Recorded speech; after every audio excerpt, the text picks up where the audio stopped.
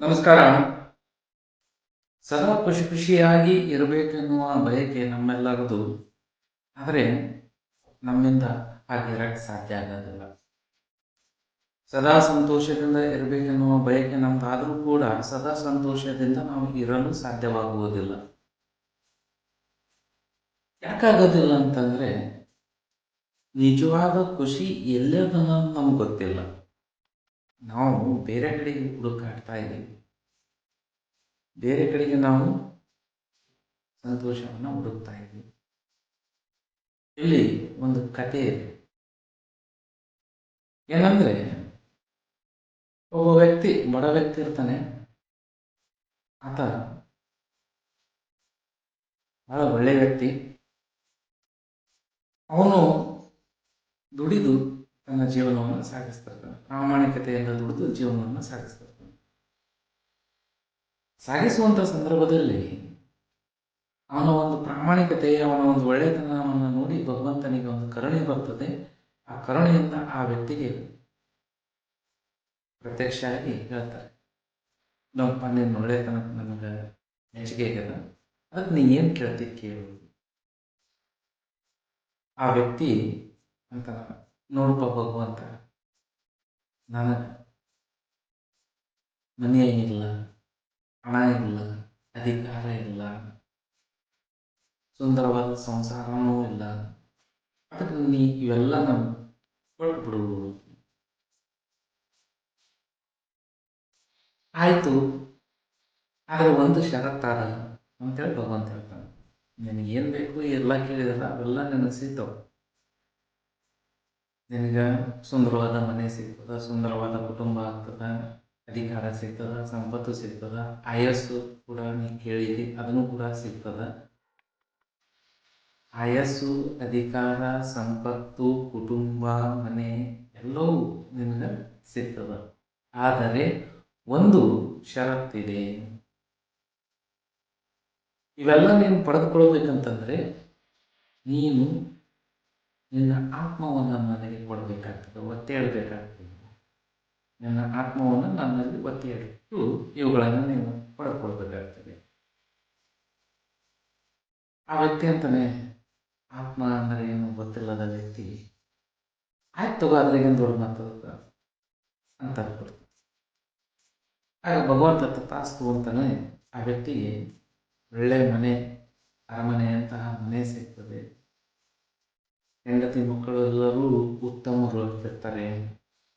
ಒಳ್ಳೆ ಅಧಿಕಾರ ಸಿಗ್ತದೆ, ಒಳ್ಳೆ ಯಶಸ್ಸು ಸಿಗ್ತದೆ.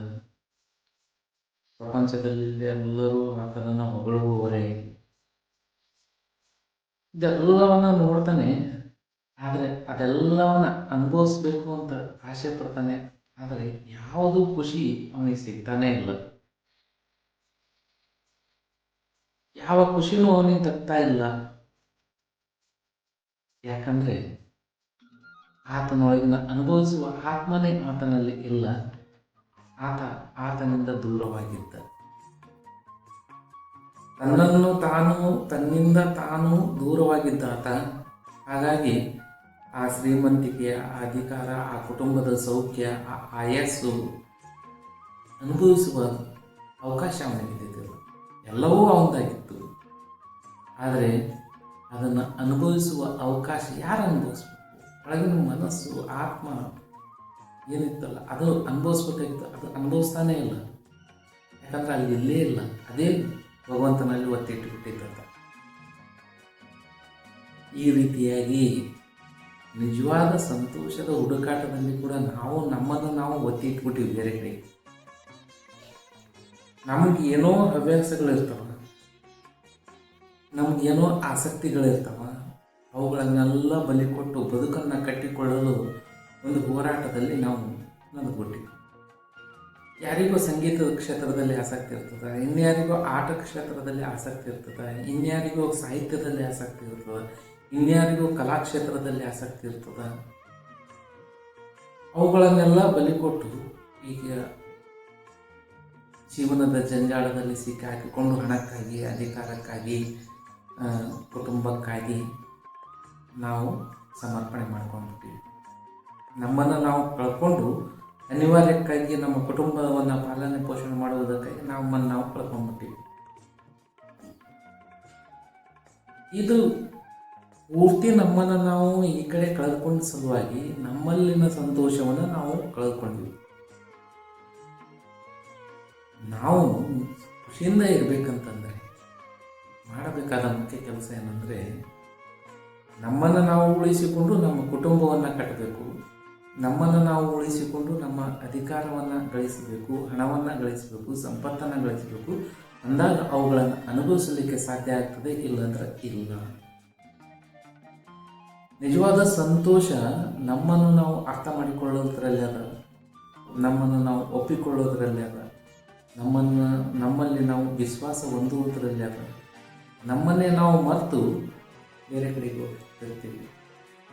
ಮತ್ತು ಜೀವನದ ಅರ್ಥನೂ ಅದೇ. ನಿಜವಾದ ಜೀವನ ಅಂದರೆ ಏನು, ಜೀವನ ಅಂದರೆ ಏನು ಅನ್ನುವ ಪ್ರಶ್ನೆ ಸಾಕಷ್ಟು ಜನರು ಎದುರು ಬಂದದ.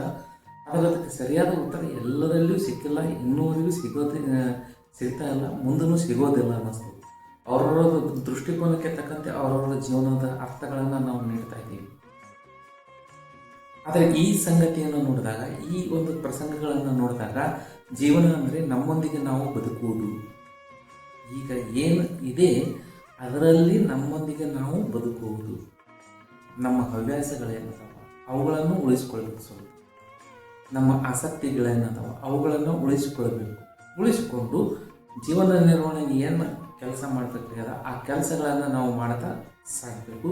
ಅಂದಾಗ ಇಲ್ಲಿ ನಾವು ಇರ್ತೀವಿ, ನಮ್ಮೊಂದಿಗೆ ನಮ್ಮ ಕೆಲಸನೂ ಇರ್ತದ. ನಾವು ಏನು ಗಳಿಸಿ ಅದನ್ನು ಅನುಭವಿಸುವ ಅವಕಾಶನೂ ಕೂಡ ನಮಗಾಗಿರ್ತದೆ. ನಮ್ಮೊಂದಿಗೆ ನಾವು ಬದುಕುವುದನ್ನು ಕಲಿಯಬೇಕು. ಈಗಿನ ಸ್ಥಿತಿಯಲ್ಲಿ ನಾವು ಸ್ವೀಕರಿಸಿ ಅದನ್ನು ನಾವು ನಮ್ಮ ಬದುಕಿನಲ್ಲಿ ಅಳವಡಿಸಿಕೊಳ್ಳುವುದನ್ನು ಕಲಿಯಬೇಕು. ಹಿಂದಿಂದ ಏನಾಯಿತು ಬೇಕಾಗಿಲ್ಲ, ಮುಂದಿನ ಕನಸುಗಳು ಬೇಕಾಗಿಲ್ಲ. ಈಗಿನ ಜೀವನವನ್ನು ಅನುಭವಿಸೋದನ್ನು ಕಲಿಯಬೇಕು. ಈ ಕ್ಷಣವನ್ನು ನಾವು ಅನುಭವಿಸೋದನ್ನು ಕಲಿಯಬೇಕು. ಈ ಕ್ಷಣವನ್ನು ನಾವು ಅನುಭವಿಸ್ಬೇಕಂದ್ರೆ ನಮ್ಮಲ್ಲಿ ನಾವು ಇರಬೇಕು. ಧನ್ಯವಾದಗಳು.